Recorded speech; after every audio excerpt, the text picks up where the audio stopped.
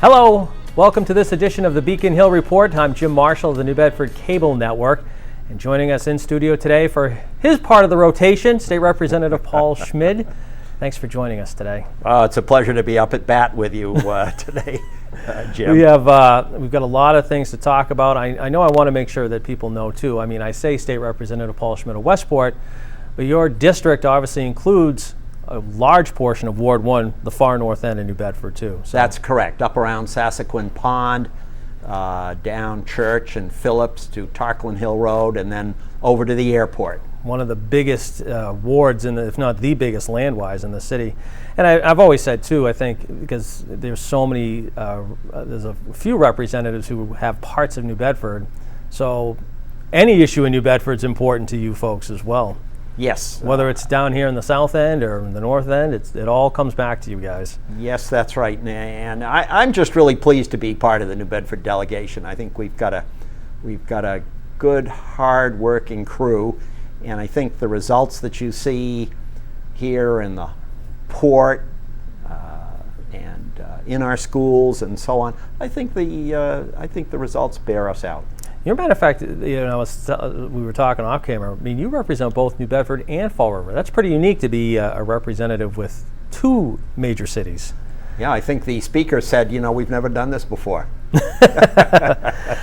Coming up now, let's talk about COVID. The update here from the state perspective. Obviously, numbers are I would say the trend is going down. Although there has been, as we tape this program here in mid-August, numbers are inching up a little bit right now. That's right. What's your take on how things are going at the state level?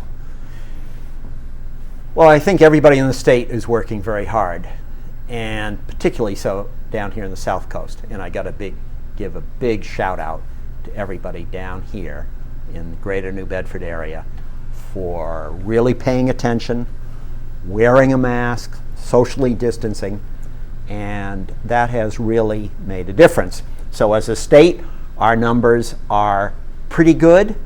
Early in August, they were just inching up a little bit. Now they seem to have fallen off. So we're good, but we got to keep working on it. Yeah. And the numbers, I mean, the southeastern Massachusetts has done very well here. New Bedford, Fall River, their numbers have, and I think the communities down here have been aggressive since the start of this pandemic. Yes. Yeah. The mayor here in New Bedford was very aggressive in terms of setting up a couple of overflow facilities, including one at UMass Dartmouth, and thank God we never had to use that one, but it was there if needed. Mm-hmm. And that kind of forward thinking, I think, really helped us out. The availability of flu shots has gotten better. I know more people are taking them, and which is a good thing. From your standpoint, I don't know what it looks like, but I mean, is the equipment, the tools, are things right now? How's the state doing with that from your perspective? We're doing better, Jim. I think, though, the issue still is getting the results back, and we're still hearing that some people are waiting 5, 6, 7, 8 days to get the results of their test, and of course that doesn't work. Yeah, because I think 2-3 days really is the best, the maximum really, I guess, for good results. Yeah. Otherwise, if you are positive, you're still around the community, in potentially infecting other people. The contact tracing just doesn't work at that point. You have had so many contacts, right, that it becomes very difficult, very expensive to do that. So I think we just keep saying, please, everybody, keep that mask on, socially distancing. I think we've all heard how this summer we've had some party situations, some beach situations, some cruise ship situations where we've had people too close together and not wearing a mask.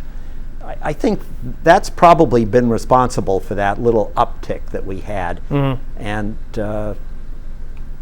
let's just keep at it. Right. Yeah. School reopening, again, as we tape this program, schools are looking at reopening. They had to come up with plans for either full reopening, partial reopening, or all remote learning. Obviously, your district very diverse. You have small towns, you have big cities, so you're probably hearing the gamut from all parents and what have you. I know here in New Bedford there'll be sort of a hybrid learning. Yes. People want to get back in school. Tell us a little bit about your thoughts on just the school reopening plan. I know the governor's leaving it up to the local communities to make their decision. Yes, he is, and he has said that if your local community, if its results are good, then there's really no reason why you shouldn't get the kids back in schools. They need to be in schools, but we have to balance that with public safety. So in my 4 communities, New Bedford, Freetown, Fall River, and Westport, everybody's going back on a hybrid basis. And I think that's appropriate. We've really got to feel our way into this. I think we've just read recently a couple of major universities, Notre Dame and University of North Carolina, which opened to the students, after 2 weeks have closed. We don't want that to happen. And UMass Dartmouth, I know, is doing the remote learning right at the start. Yes. I assume BCC, I haven't read BCC, but I think that they're remote learning too. They are also remote. So I think that the concept of starting off a couple of days a week with social distancing is the right way to start. See how that works. Do you think the school districts are going to have the tools that they need to do that in an acceptable way? I know that you hear from teachers who say they need the cleaning supplies and just, I'm not talking educational tools, just the cleaning tools to get things done. Sure. So actually, Jim, we just passed, and both the House and the Senate passed, and the governor just signed, I think on Wednesday, a IT bill, which was something that Tony Cabral here in New Bedford shepherded through the bonding committee. And that has $50 million for supplies for schools, not teaching supplies, but public safety supplies. Right. So there is definitely state money that's available. I know we've all heard from individual teachers that there's not enough. There'll probably never be enough. Right. But there are resources available.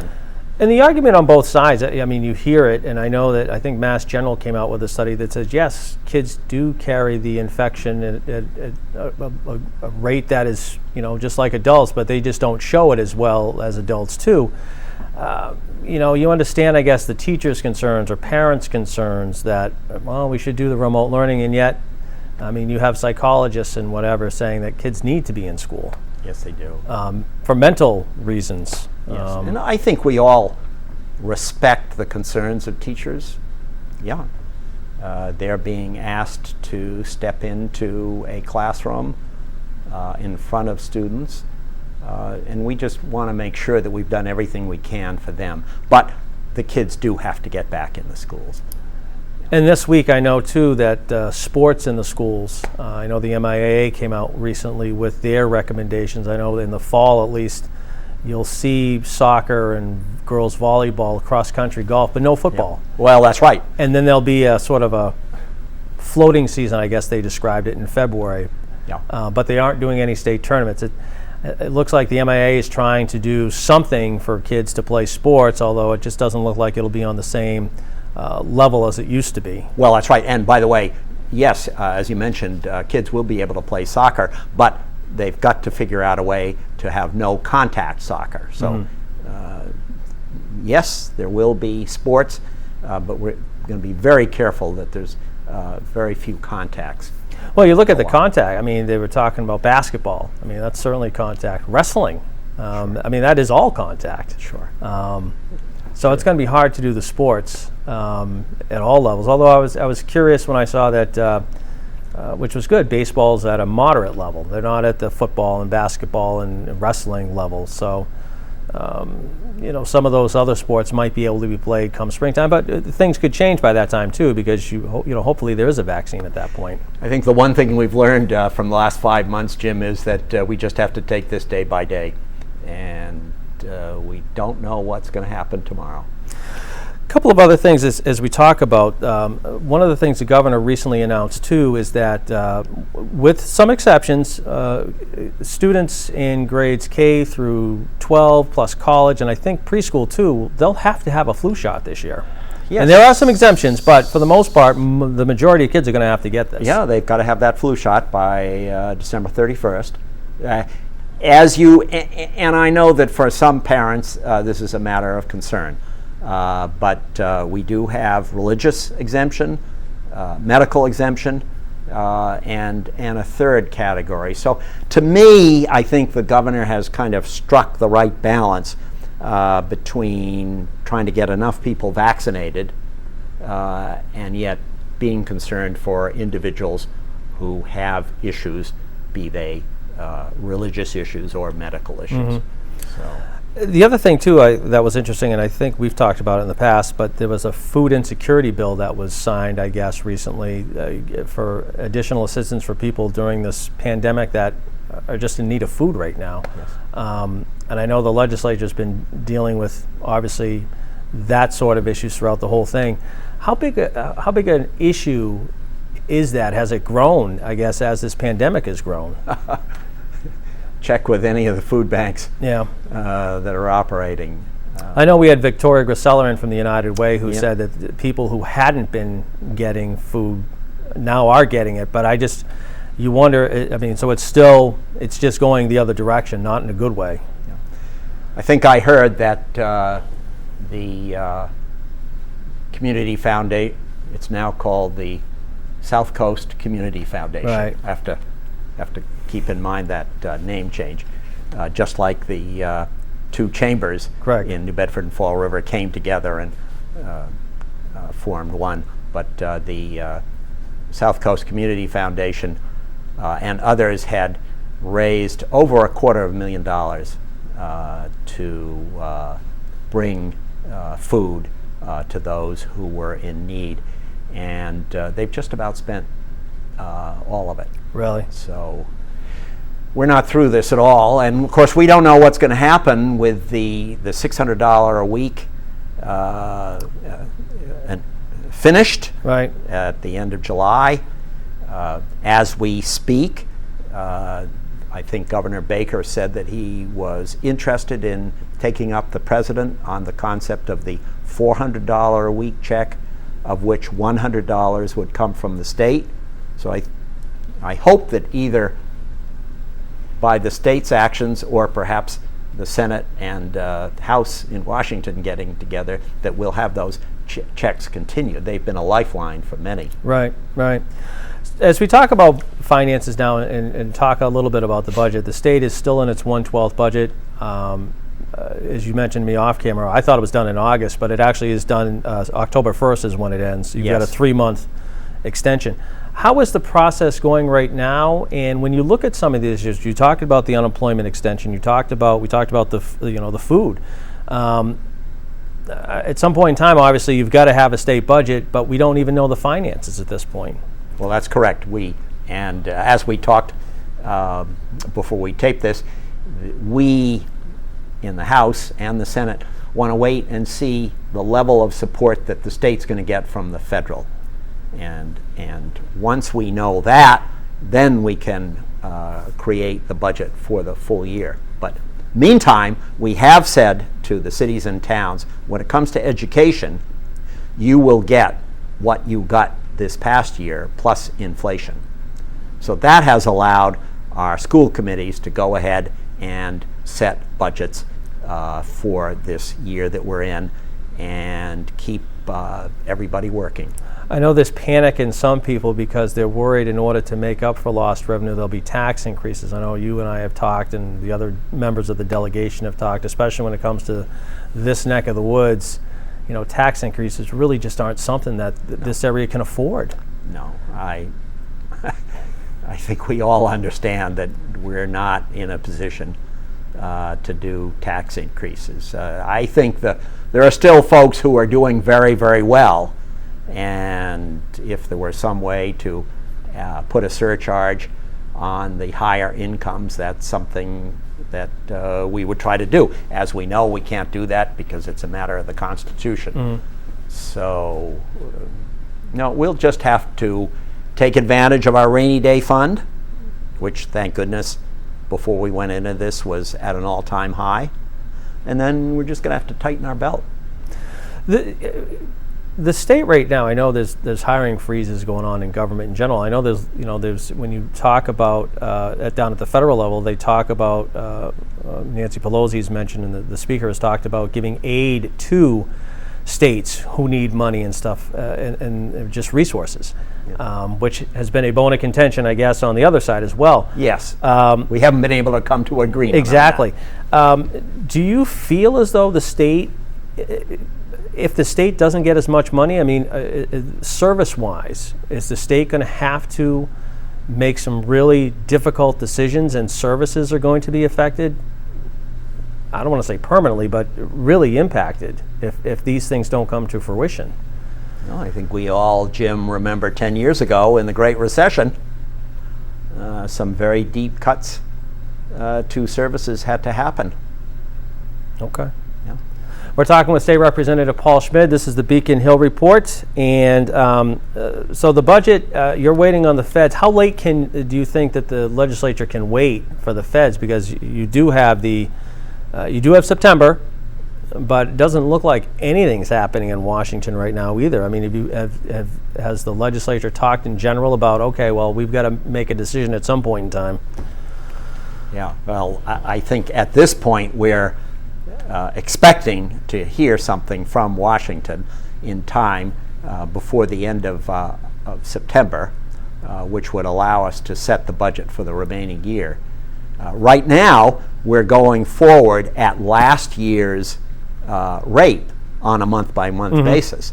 If we're expecting cuts, the sooner we make those cuts, the less drastic they'll be. Well, that's what I'm wondering. Yeah. As we talk about the schedule, that's kind of what I'm alluding to. Better to know sooner than later, because it just makes it easier for you guys. Sure. We all remember 8-9 years ago when the governor had to make what's called 9C cuts. Yep. Those are cuts that happen during the course of the year when it's clear that tax revenues aren't coming in as we had expected, and the governor has the authority to make cuts to budgets, and that they're called 9C cuts. And they really hurt because they come during the middle, perhaps during the middle of the year, and you have to make the cuts happen on the remaining 6 months, not over 12 months. And the State House News Service said that the July numbers were, and I use this, I guess, better than expected. They're not good, but they're better than expected, which has got to be, I guess, good news when you're looking at it. Yeah, I guess there were two components, Jim, to the July numbers. The one was, as we remember, we didn't have to file our April 15 tax payments until July 15. So the July money had a bunch of money that really was April's money, but they were able to factor that out, and then at what was left, yeah, they said, not bad.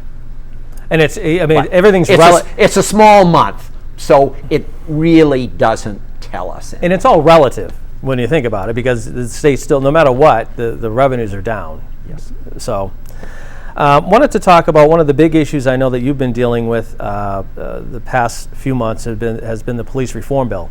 Yes. Getting a lot of attention, certainly around here and across your district, whether it's small town or big cities. This has been a big issue. Yeah. As I mentioned, I think your bill probably nobody liked it. You had those on one side saying it didn't go far enough, those on the other side saying it was a knee-jerk reaction and did too much. Yeah. And I know it's in conference committee right now with Senate. Tell us a little bit about the reform measure, your thoughts on the vote, and how do you think it does with what people are talking about getting the reform that's needed? Sure. Well, first of all, Jim, on the subject of defunding police, I really don't know anybody in my district who was asking to see fewer police on the beat. Most people I speak to are appreciative of the presence of police, and if anything, they want more. So far as I'm concerned, defunding police here in South Coast is a non-starter.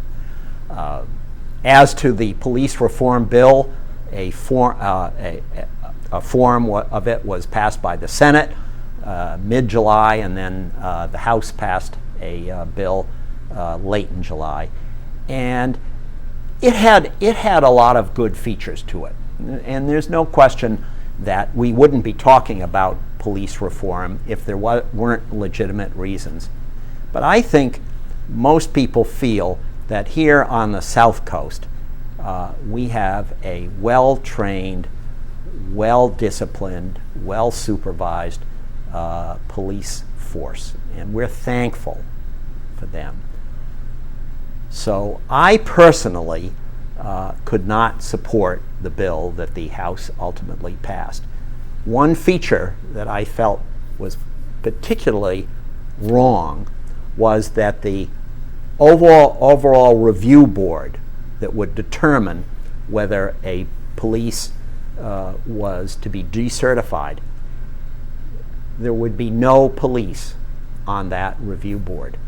Now, we let lawyers review themselves. We let physicians review themselves. We even, for heaven's sakes, we let politicians review themselves. Mm-hmm. And to say that we won't allow a single policewoman on that review board, I think that was wrong.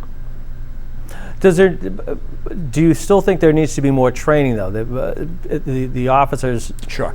Everybody you speak to the men and women in blue. They absolutely. There's even more culture training, I guess, too. Yes, more cultural training, and everybody is for more training, and everybody is who I speak to is for the notion of having a certification of each particular police department. Many of our departments are already certified. For instance, Fall River is nationally certified. So yes to having some kind of a statewide certification. Yes to more training. But for heaven's sakes, when they start looking at individual cases of infractions, there's got to be somebody from the police force on that review board.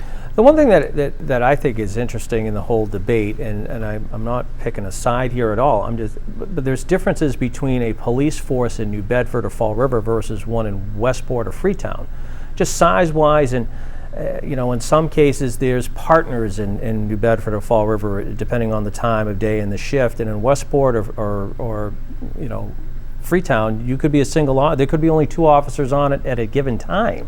True. So it's kind of hard to, the one size fits all really, I don't know if that's right or not, because I think a lot of the department circumstances dictate what goes on in the town as well.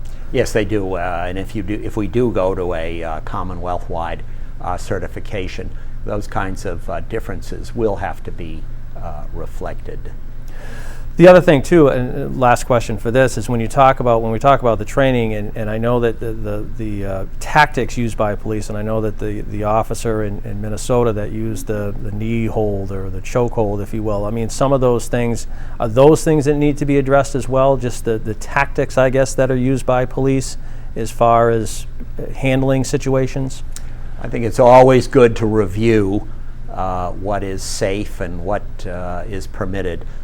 But there's no police department in my district that allows those kinds of chokeholds unless it is a matter of the officer's safety. Mm-hmm. But no, we do a good job here on the South Coast of training.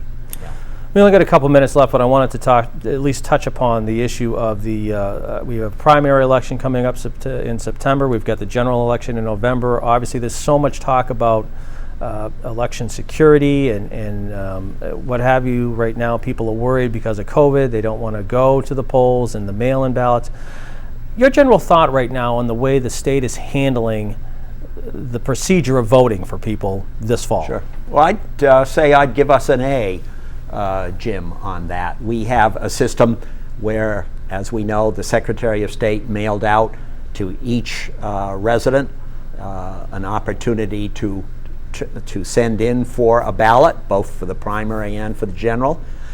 That ballot has to be approved by the elections department in each community. So I think that reduces, if not eliminates, the opportunity for fraud. And you can then mail in that ballot. You can bring it by, each community has a drop box in case that you want to know that the elections department has received it. You can bring it by town hall. We also have early voting for the primary. It's between August 22nd and August 29, when you can go in and vote at City Hall. And then, of course, we still have the opportunity, which is what I like to do. I like to go in and vote myself. Do you think the towns and the cities are going to be able to lessen the fears that people might have about going to the polls on Election Day?